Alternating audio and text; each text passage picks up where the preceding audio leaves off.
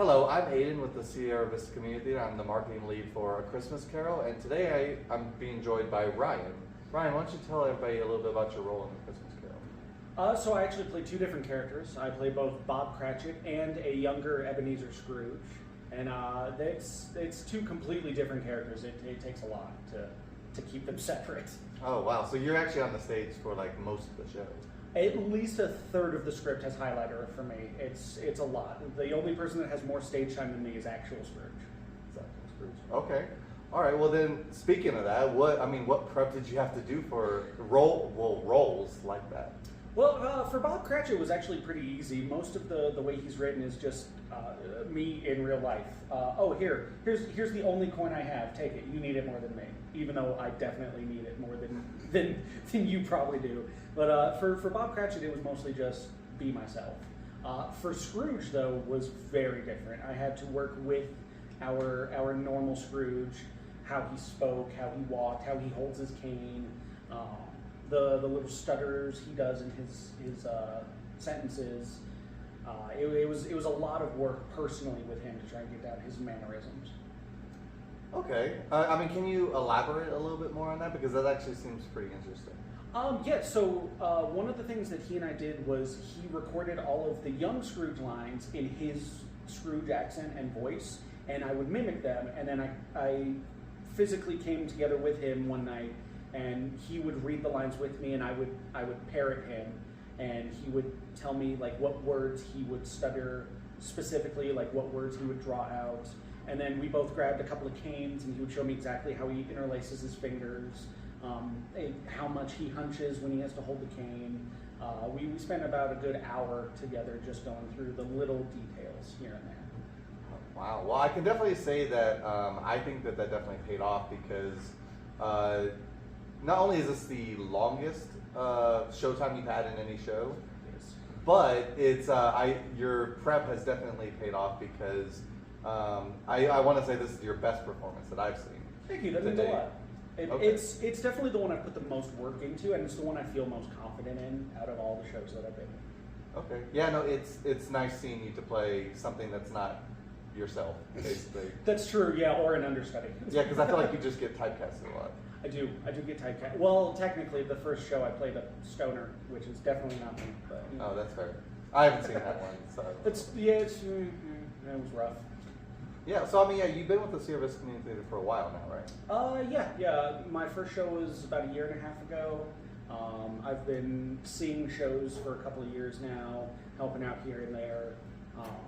Before I joined the theater, I would help out with the coffee shop next door. We'd have like special drinks for shows and all that, and I got to know everyone before they just dragged me in and said, "Hey, you're going to audition for the show," and I was like, "Okay, sure. I got nothing going today. Why not?" Okay.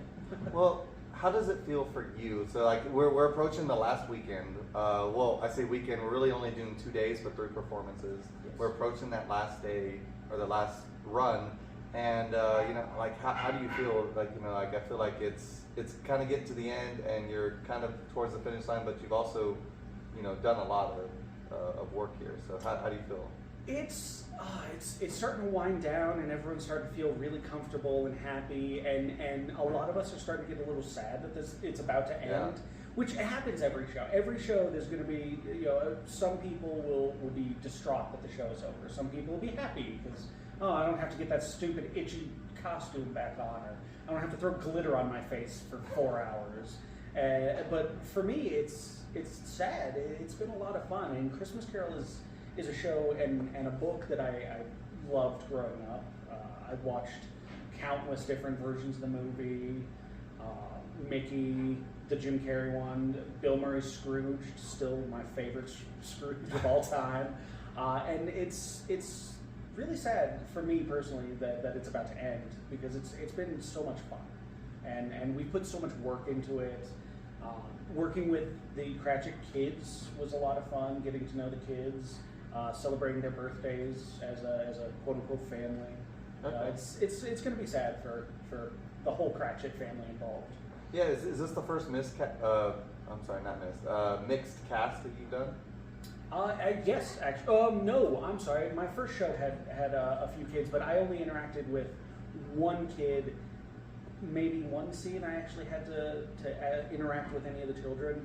Okay. So this is the first one I've directly interacted with any of the youth kids, and they are more talented than me. So I'm looking forward to seeing their stuff as they continue. Okay, no, that sounds really good. So is there anything else that you want to tell the audience, maybe about yourself, or maybe about Christmas Carol, or anything else before we kind of give the show dates?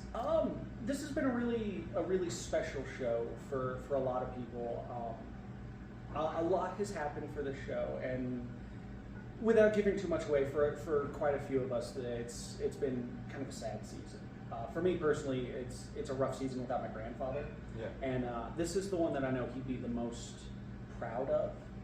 And I know everything that he's taught me has kind of led to this, because he helped me prep for all my other previous shows and all that. And Christmas Carol is definitely the culmination of a lot of our work. A lot of the youth kids have been working really hard on this, and this is probably the most special show that this theater has had, and probably will have for quite a while, because everyone has put so much into it, and it's been so fun. And it's also the first show I've ever done where we have 2 shows on one day. So that one's going to be, it's going to be a long day. That last show date is going to be long, but it's going to be a lot of fun. And I know a lot of the kids are really looking forward to this weekend, because they get to just put their everything into that last day. Yep, for sure.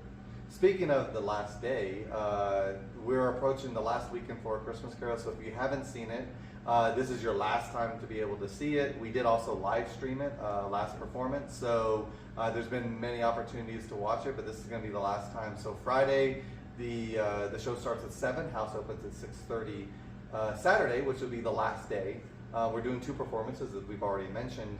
The first one is the house opens at 2:30 and the show starts at 3, and then the one right after that, the house opens again at 6:30 and the show starts at 7. So all the normal times that we have, the only difference is we're doing 2 performances on Saturday, because no one wants to be here for you know the New Year celebration. Yeah, no one wants to spend their New Year sitting on a hot stage under all those lights. Yeah, for sure. But so thank you very much, Ryan, for joining me for this. Thank you for doing the interview. I hope you had fun, and not good luck, break a leg in your last 3 performances coming up. Well, thank you, and thank you for having me for this interview, Aiden. No problem.